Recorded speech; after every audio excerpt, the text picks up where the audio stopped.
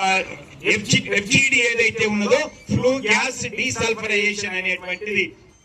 దక్షిణ భారతదేశంలోనే మొట్టమొదటిసారిగా ఎస్టీపీలో పెడతామని చెప్పినటువంటి వాళ్ళు మరి సరైన టైంలో వాళ్ళు ఇన్స్టాల్ చేయకపోతే ఆ ధూళిలో వచ్చేటువంటి యొక్క వాతావరణాన్ని కాలుష్యం చేస్తా ఉంటే ఆ కాంట్రాక్టర్ కు టైం ఎక్స్టెండ్ చేస్తూ ఇంకొక 100 కోట్ల రూపాయల టెండర్ కు పెంచినటువంటిది పెనాల్టీ వేయకపోవడం కనుక జరిగినటువంటి కుంభకోణాన్ని వెలికి తీయాల్సినటువంటి యొక్క విజిలెన్స్ అయితేంది, ఈ యొక్క ఏసీబీ అయితేంది, సివిసి అయితేంది ఏం చేస్తున్నది అని అడుగుతా ఉన్నది. అంతేకాకుండా ఈరోజు ఇందారం ఓసీలో కాంట్రాక్టర్ కి 39 కోట్లు కట్టబెట్టాలనేటువంటి దాన్ని తెలంగాణ బొగ్గని కార్మిక సంఘం మా యొక్క హరీష్ రావు గారు లాంటి వాళ్ళు వెలికి తీస్తే దాని మీద ఏమైంది అనేటువంటిది ఇప్పటికీ తెలియదు. లేదా ఎస్ఆర్పి ఓసీలో జరిగినటువంటి డీజిల్ కుంభకోణం అయితే 2 ఓబీ టెండర్లకు సంబంధించినటువంటిది కూడా అధిక టెండర్లు వేసినప్పటికైతే జాయింట్ వెంచర్ గా పారిపోయినటువంటి వాడు ఇంకో పేరు మీద వచ్చి ఎక్కువ కోట్ చేసి ఈరోజు పనులు చేస్తున్నటువంటి విధానం అయితే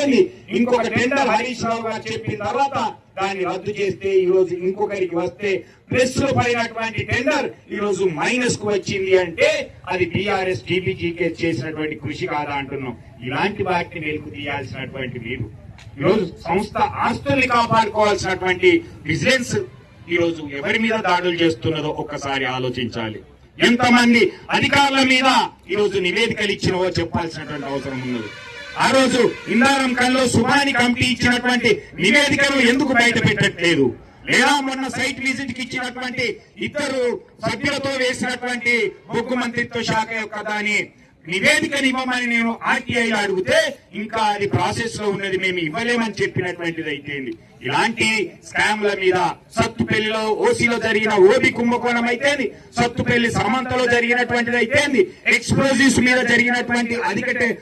ఎక్సెస్ కు వేసినటువంటి టెండర్ విషయంలో అయితే ఇలాంటి విషయాల మీద ఈ యొక్క ఏసీబీ సిబిఐ వాళ్ళు అయితే లేకపోతే సివిసి వాళ్ళు అయితే వీళ్ళెవ్వరు కూడా ఎంక్వైరీ చేయకపోగా కార్మికుల మీద దాడి చేయడాన్ని ఖండిస్తా ఉన్నాం. దీనికి తోడుగా ఈరోజు ఎక్సెస్ ప్రొడక్షన్ కాగితం మీద మాత్రమే ఈరోజు బొగ్గును చూపించినటువంటి సింగరేణి యాజమాన్యం ఉన్నతాధికారులు సిఎండ్ఎండి మొదలుకొంటే జనరల్ మేనేజర్ వరకు ఈ యొక్క అధిక నిల్వల బొగ్గును చూపించినటువంటి వాళ్ళ మీద ఏం చర్యలు తీసుకుంటారో చెప్పాల్సినటువంటి అవసరం ఉన్నది. ఈరోజు 85 లక్షల టన్నుల బొగ్గును అధికంగా చూపిస్తే 3,000 కోట్ల బొగ్గును అధికంగా చూపిస్తే ఈ 3,000 కోట్ల మీద వచ్చినటువంటి లాభాల మీద